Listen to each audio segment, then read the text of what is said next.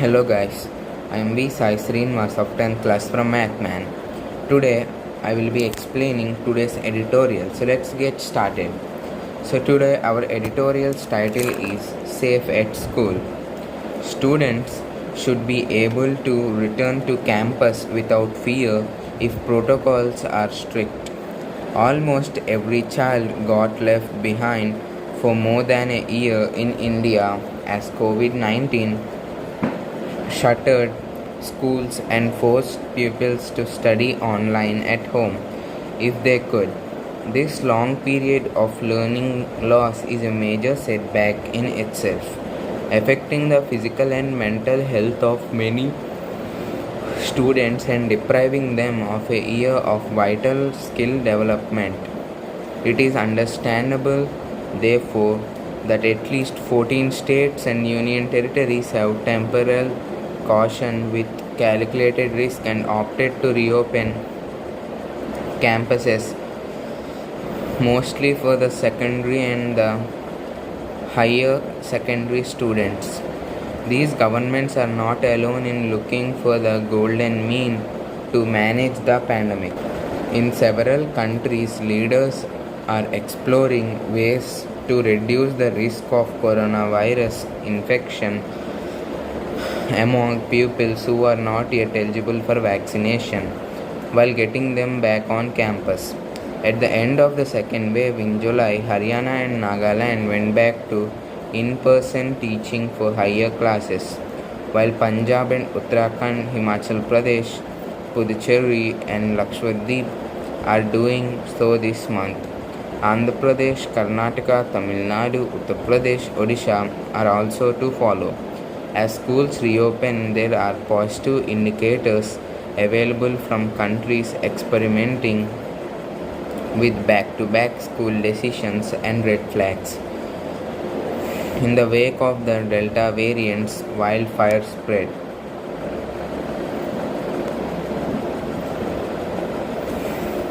one study of 1 million students and staff members who returned to school this year in the United States, where children must be 12 years old to get a vaccine, showed that in spite of resultant exposure to 7,000 COVID-19 positive children and adults, only 360 other children and others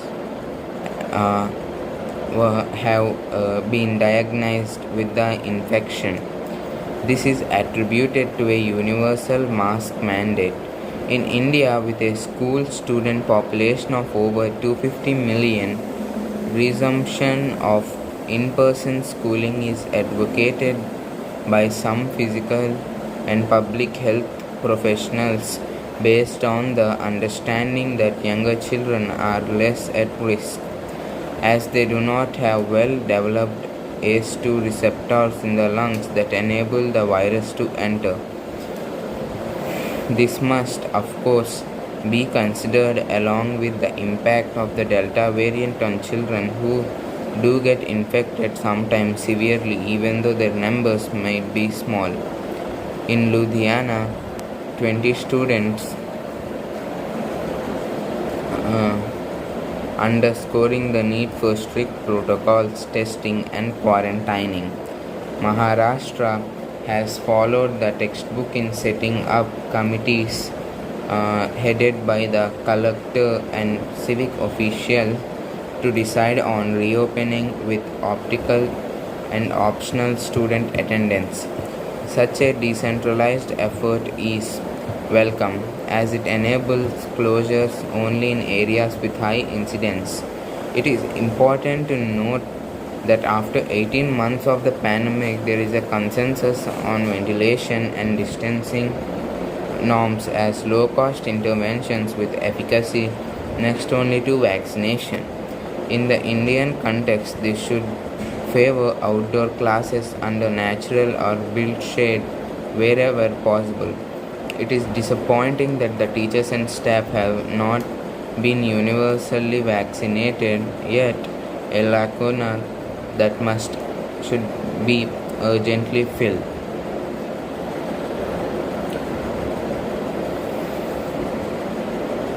So guys,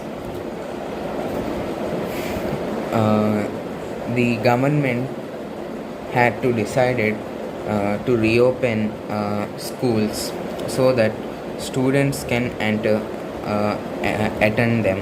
So if the protocols of the COVID-19 are strictly followed, there should be no risk in reopening the schools. So all the children were uh, left behind in their homes because of the pandemic. They couldn't attend the schools because of the restrictions such as lockdown and many other things. This is a major setback because it created a huge learning loss for some major age groups of children. Because of that, it led them to the decrease in about a year of vital skill development. So the central government has ordered 14 states and some union territories to reopen schools with high caution. So the calculated risk should be analyzed, and also the risk should be taken in account before the campuses are reopened. So they will be only reopened for secondary and higher secondary students. So not only these governments, but there are others too that want to reopen schools and also manage the pandemic. In some countries, the leaders are trying to find new ways to reduce the risk of coronavirus among students so that they can attend the schools. So most of the students are not eligible for vaccination.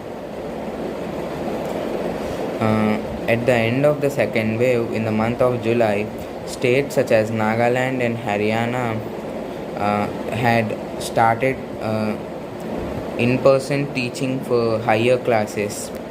So the states such as Uttar Pradesh, Punjab and etc. are doing the same this month.